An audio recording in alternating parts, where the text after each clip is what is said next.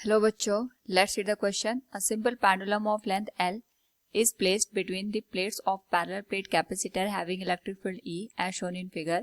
Its bob has mass M and charge Q.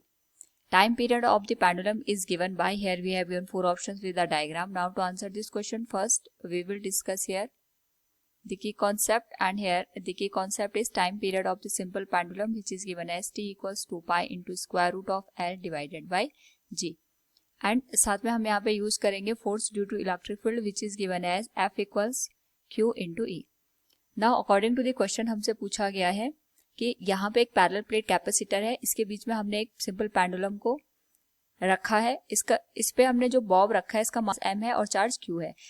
क्योंकि यहाँ पे हमने इलेक्ट्रिक फील्ड अप्लाई किया है तो इस इलेक्ट्रिक फील्ड की वजह से हमारे पास जो ये बॉब है इस पे फोर्स लगेगा, और यहाँ पे अगर हम इस पे लगने वाले फोर्सेस को देखेंगे तो एक फोर्स इस डायरेक्शन में एक्ट करेगा due to the electric field, दूसरा इस पे डाउनवर्ड डायरेक्शन में फोर्स एक्ट करेगा due to the gravitational force, और इन दोनों का यहाँ पे रिजल्टेंट फोर्स बनेगा जिसकी वजह से इसका जो एक्सेलरेशन है वो इसके यूजुअल वैल्यू से यहाँ पे कुछ हमें अलग देखने को मिलेगा. यानी जो हम टाइम पीरियड की वैल्यू लिखते हैं for the simple pendulum, it will be given as 2 pi into square root of L divided by G dash.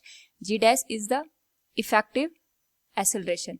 Now यहाँ पे जो इफेक्टिव एक्सेलरेशन आएगा that will be due to the force of the gravitation and force of the electric field. और यहाँ पे अगर हम G dash की वैल्यू को कैलकुलेट करके लिखें तो यहाँ पे हमारे पास दो एक्सेलरेशन काम करेंगे. एक तो ग्रेविटेशनल फोर्स की वजह से आएगा that will be G square, plus दूसरा यहाँ पे जो एक्सेलरेशन आएगा that will be due to the electric field. और यहाँ पे हमें पता है कि जो इलेक्ट्रिक फील्ड का एक्सेलरेशन होता है इसका जो फोर्स हम लिख सकते हैं F E इक्वल्स होगा Q इंटू ई के बराबर. तो यहाँ से जो एक्सेलरेशन आएगा due to the electric field that will be given as Q into E divided by M.